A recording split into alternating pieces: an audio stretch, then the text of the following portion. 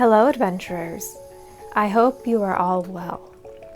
I thought I'd make a cake this week celebrating Netflix's announcement that Sailor Moon Cosmos will be available in August. This worked out time-wise with Usagi's birthday being June 30th. The cake recipe I am using comes from Libby Summers' cookbook, Sweet and Vicious, Baking with Attitude.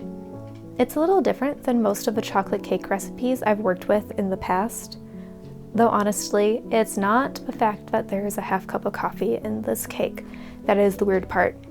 This cake also includes chocolate milk in the recipe. I never thought to include chocolate milk in a recipe before. It's frankly brilliant. I now have the need to figure out what other recipes I can substitute chocolate milk into.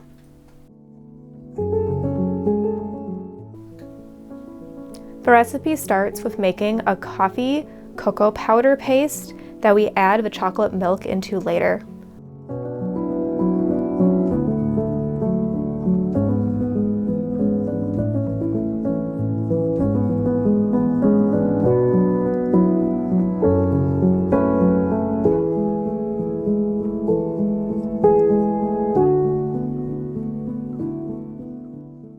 Then we move on to the rest of the dry ingredients: flour, salt, baking powder.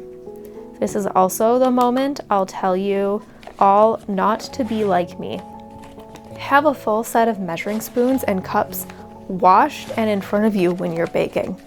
I did not, and I proceeded to eyeball at least half of the measurements in this recipe. Baking is in fact a science, and I am playing with fire.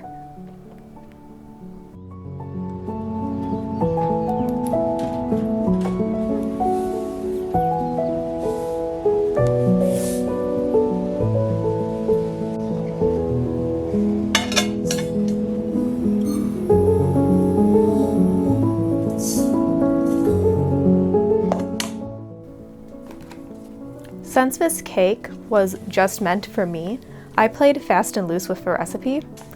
I didn't want to lug my mixer downstairs, so I mixed everything by hand. This was both a wonderful idea and also an absolute nightmare.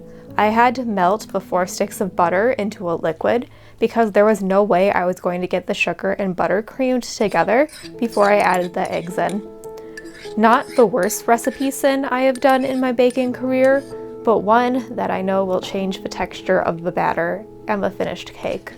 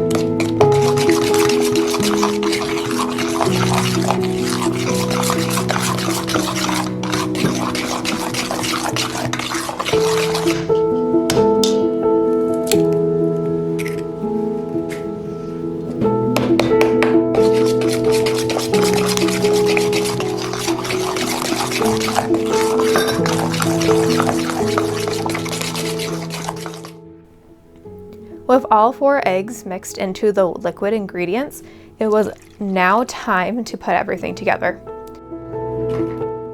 I added the chocolate milk to the coffee cocoa powder paste.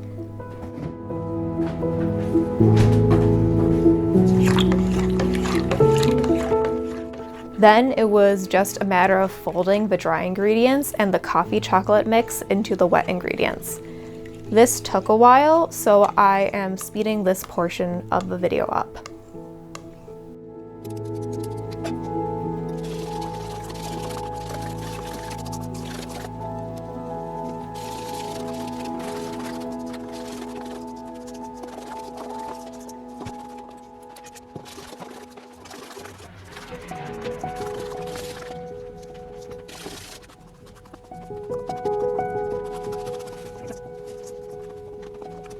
Once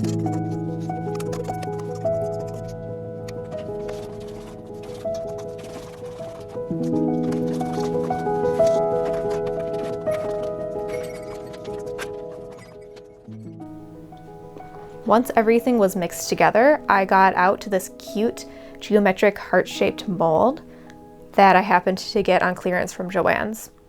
I also made 12 cupcakes. I still had batter left over, so I pulled out a 9-inch pan and filled that as well. This was the moment when I realized I should have looked at the recipe to see how much it made. The recipe states that it makes 3 9-inch rounds, which was a lot more than I was expecting.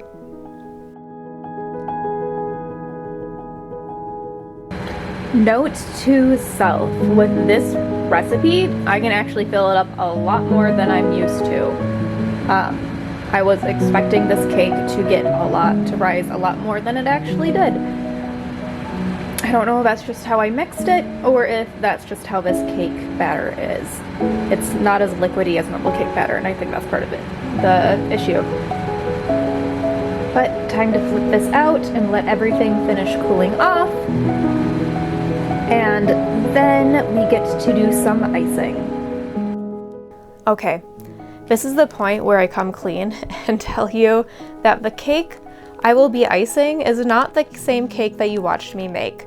My work week was really chaotic at the bakery, and by the time I got around to icing the cakes and cupcakes, they were no longer good. So I mixed up another batch to finish in this video. The icing is really simple to make. It's just coffee and sugar. It's just coffee and powdered sugar with a splash of vanilla extract. My family used to make this icing all the time for decorating cutout cookies. This is actually an experiment to see if this type of icing works on cakes and cupcakes.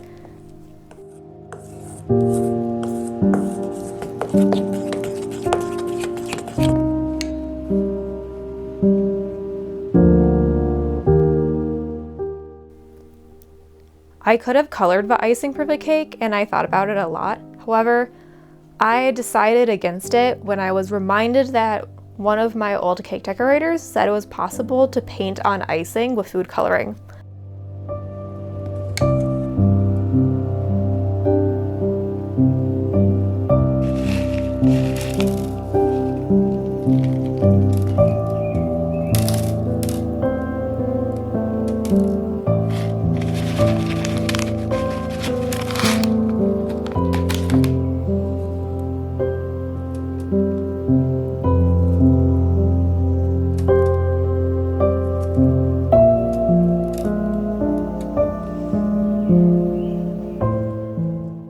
The cupcakes did get colored icing. I'm not happy with the color they turned out. I could not find liquid food coloring anywhere, and I will fully admit that I am spoiled with professional grade gel food coloring at work. I will also admit I hate the gel food coloring that is sold at grocery stores.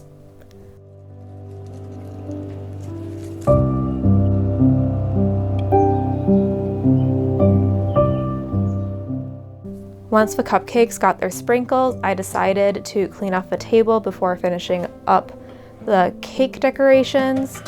I'm going to speed the cleaning process up for us here.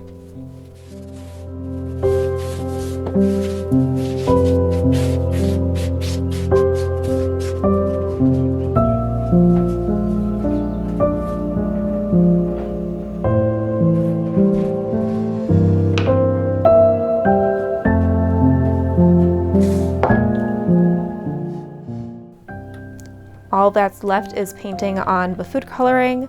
This is meant to make the decorations look like watercolors. It's really simple to do actually. You just mix some food coloring with vodka until you get the color you want.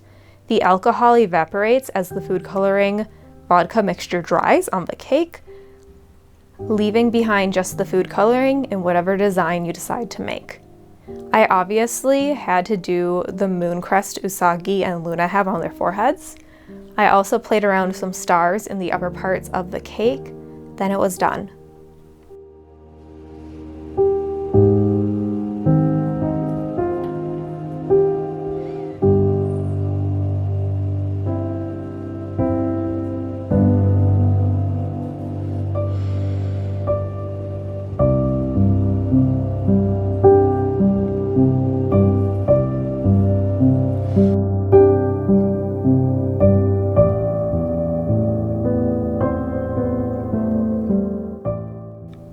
Thank you all for watching. May all of your side quests be memorable and your main quest be fulfilling. I'll see you in 2 weeks.